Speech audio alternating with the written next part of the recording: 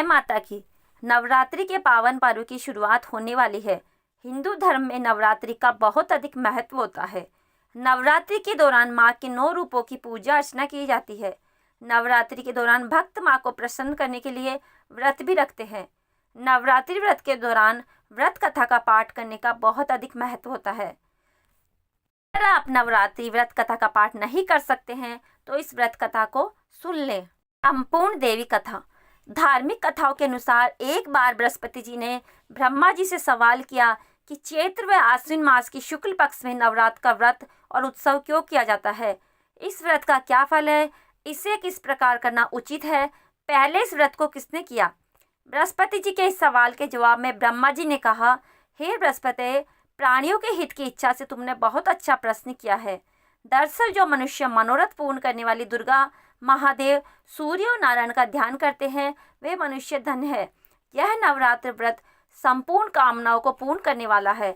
इसके करने से पुत्र की कामना वाले को पुत्र, धन की लालसा वाले को धन, विद्या के चाहने वाले को विद्या और सुख की इच्छा वाले को सुख मिलता है। इस व्रत को करने से रोगी मनुष्य का रोग दूर हो जाता है, मनुष्य की संपूर्ण विपत्तियां दूर हो जाती है और घर में समृद्धि का वास होता है। बंध्या को पुत्र प्राप्त होता है, समस्त पापों से छुटकारा मिल जाता है और मन का मनोरथ सिद्ध हो जाता है। ब्रह्मा जी के अनुसार जो मनुष्य इस नवरात्र व्रत को नहीं करता वह अनेक दुखों को भोगता है और कष्ट व रोग से पीड़ित हो अंगहीनता को प्राप्त होता है। उसके संतान नहीं होती है और वह धन धान्य से रहित हो भूख और प्यास से व्याकुल घूमता फिरता है तथा संज्ञाहीन हो जाता है। जो सधवा स्त्री इस व्रत को नहीं करती वह पति सुख से वंचित हो नाना दुखों को भोगती है। यदि व्रत करने वाला मनुष्य सारे दिन का उपवास न कर सके तो एक समय भोजन करे और 10 दिन बांधों सहित नवरात्र व्रत की कथा का श्रवण करे। हे बृहस्पति, जिसने पहले इस महाव्रत को किया है वह कथा मैं तुम्हें सुनाता हूँ, तुम सावधान होकर सुनो। इस प्रकार ब्रह्मा जी का वचन सुनकर बृहस्पति जी बोले, हे ब्राह्मण, मनुष्य को कल्याण करने वाले इस व्रत के इतिहास को मेरे लिए कहो, मैं सावधान होकर सुन रहा हूँ। आपकी शरण में आए हुए मुझ पर कृपा करो। ब्रह्मा जी बोले, प्राचीन काल में मनोहर नगर में पीठत नाम का एक अनाथ ब्राह्मण रहता था। वह भगवती माँ दुर्गा का भक्त था। उसके संपूर्ण सद्गुणों से युक्त सुमति नाम की एक अत्यंत सुंदरी कन्या उत्पन्न हुई। वह कन्या सुमति अपने पिता के घर बाल्यकाल में अपनी सहेलियों के साथ क्रीड़ा करती हुई इस प्रकार बढ़ने लगी जैसे शुक्ल पक्ष में चंद्रमा की कला बढ़ती है। उसका पिता प्रतिदिन जब माँ दुर्गा की पूजा कर होम किया करता वह उस समय नियम से वहां उपस्थित रहती। एक दिन सुमति अपनी सखियों के साथ खेल में लग गई और भगवती के पूजन में उपस्थित नहीं हुई। उसके पिता को पुत्री की ऐसी असावधानी देखकर क्रोध आया और वह पुत्री से कहने लगा, अरे दुष्ट पुत्री, आज तूने भगवती माँ का पूजन नहीं किया, इस कारण मैं किसी कुष्ठ रोगी या दरिद्र मनुष्य के साथ तेरा विवाह करूंगा। पिता का ऐसा वचन सुन सुमति को बड़ा दुख हुआ और पिता से कहने लगी, हे पिताजी, मैं आपकी कन्या हूँ तथा सब तरह से आपके अधीन हूँ। जैसी आपकी इच्छा है वैसा ही करो। राजा से, कुष्ठी से, दरिद्र से अथवा जिसके साथ चाहो मेरा विवाह कर दो। होगा वही जो मेरे भाग्य में लिखा है। मेरा तो अटल विश्वास है, जो जैसा कर्म करता है उसको कर्मों के अनुसार वैसा ही फल प्राप्त होता है, क्योंकि कर्म करना मनुष्य के अधीन है पर फल देना ईश्वर के अधीन है। जैसे अग्नि में पड़ने से तृणादि उसको अधिक प्रदीप्त कर देते हैं, इस प्रकार कन्या की निर्भयता से कहे हुए वचन सुनकर ब्राह्मण ने क्रोधित होकर अपनी कन्या के विवाह कुष्ठी के साथ कर दिया और अत्यंत क्रोधित होकर पुत्री से कहने लगा, हे पुत्री, अपने कर्म का फल भोगो, देखे भाग्य के भरोसे रहकर क्या करती हो। पिता के ऐसे कटु वचनों को सुन सुमति मन में विचार करने लगी, अहो, मेरा बड़ा दुर्भाग्य है जिससे मुझे ऐसा पति मिला। इस तरह अपने दुख का विचार करती हुए कन्या अपने पति के साथ वन में चली गई और डरावने कोशायुक्त उस निर्जन वन में उन्होंने वह रात बड़े कष्ट से व्यतीत की। उस गरीब बालिका की ऐसी दशा देखकर भगवती माँ ने पूर्व पुण्य के प्रभाव से प्रकट हो सुमति से कहा, हे दीन ब्राह्मणी, मैं तुझसे प्रसन्न हूँ, तुम जो चाहो वह वरदान मांग सकती हो। भगवती दुर्गा का यह वचन सुन ब्राह्मणी ने कहा, आप कौन हो, वह सब मुझसे कहो। ब्राह्मणी का ऐसा वचन सुन देवी ने कहा कि मैं आदि शक्ति भगवती हूँ और मैं ही ब्रह्म विद्या व सरस्वती हूँ। प्रसन्न होने पर मैं प्राणियों का दुख दूर कर उनको सुख प्रदान करती हूँ। हे ब्राह्मणी, मैं तुझ पर तेरे पूर्व जन्म के पुण्य के प्रभाव से प्रसन्न हूँ। तुम्हारे पूर्व जन्म का वृत्तांत सुनाती हूँ, सुनो। तुम पूर्व जन्म में निषाद की स्त्री थी और अति पतिव्रता थी। एक दिन तेरे पति निषाद ने चोरी की।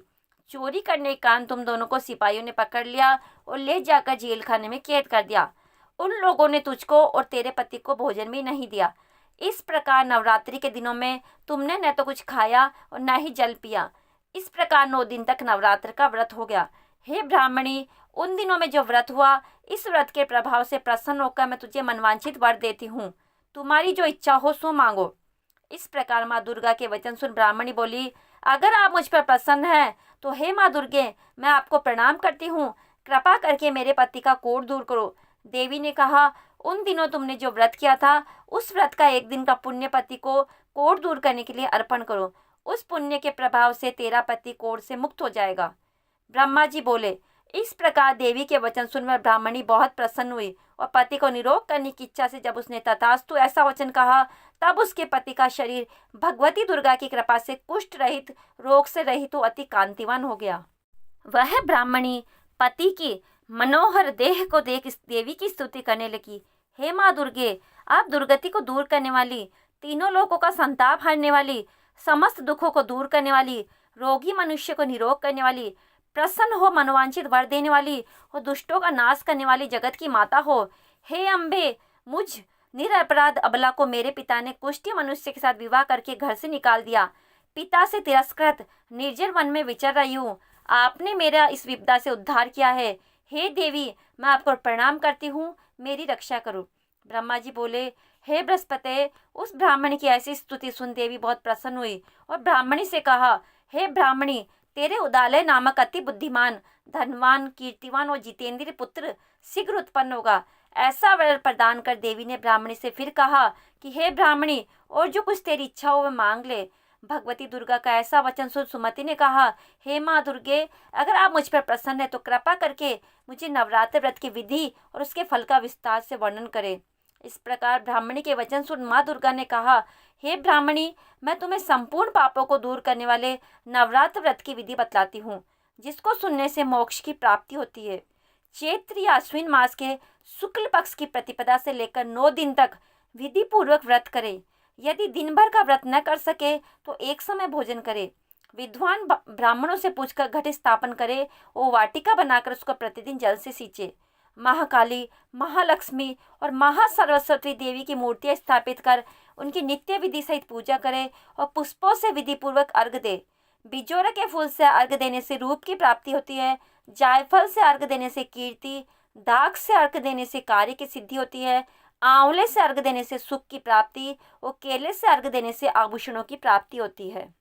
इस प्रकार पुष्पों व फलों से अर्घ देकर व्रत समाप्त होने पर 90 दिन यथाविधि हवन करे। खांड, घी, गेहूँ, शहद, जौ, तिल, बिल्व, नारियल, दाख और कदम आदि से हवन करे। गेहूँ से होम करने पर लक्ष्मी की प्राप्ति होती है। खीर व चंपा के पुष्पों से धन की और बेल पत्तों से तेज व सुख की प्राप्ति होती है। आंवले से कीर्ति की और केले से पुत्र की, कमल से राज सम्मान की और दाखों से संपदा की प्राप्ति होती है। खांड, घी, नारियल, शहद, जौ और तिल तथा फलों से होम करने से मनोवांछित वस्तु की प्राप्ति होती है।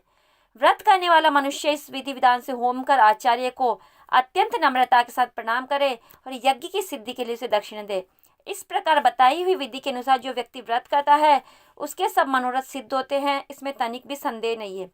इन 9 दिनों में जो कुछ दान आदि दिया जाता है उसका करोड़ों गुना फल मिलता है। इस नवरात्र व्रत करने से अश्वमेध यज्ञ का फल मिलता है। हे ब्राह्मणी, इस संपूर्ण कामनाओं को पूर्ण करने वाले उत्तम व्रत को तीर्थ, मंदिर अथवा घर में विधि के अनुसार करे। ब्रह्मा जी बोले, हे बृहस्पति, इस प्रकार ब्राह्मणी को व्रत की विधि और फल बताकर देवी अंतर्ध्यान हो गई। जो मनुष्य या स्त्री इस व्रत को भक्तिपूर्वक करता है वह इस लोक में सुख प्राप्त कर अंत में दुर्लभ मोक्ष को प्राप्त हो जाता है। हे बृहस्पति, यह है इस दुर्लभ व्रत का महात्म्य है जो मैंने तुम्हें बतलाया है। यह सुन बृहस्पति जी आनंद से प्रफुल्लित हो ब्रह्मा जी से कहने लगे कि हे ब्रह्मा, आपने मुझ पर अति कृपा की जो मुझे इस नवरात्र व्रत का महात्म्य सुनाया।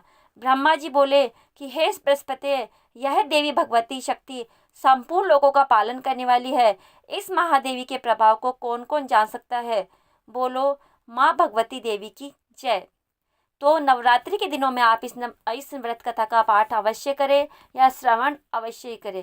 इससे नवरात्रि के पूर्ण फल की प्राप्ति होती है। आप सभी को नवरात्रि व्रत की हार्दिक शुभकामनाएं। जय माँ भगवती।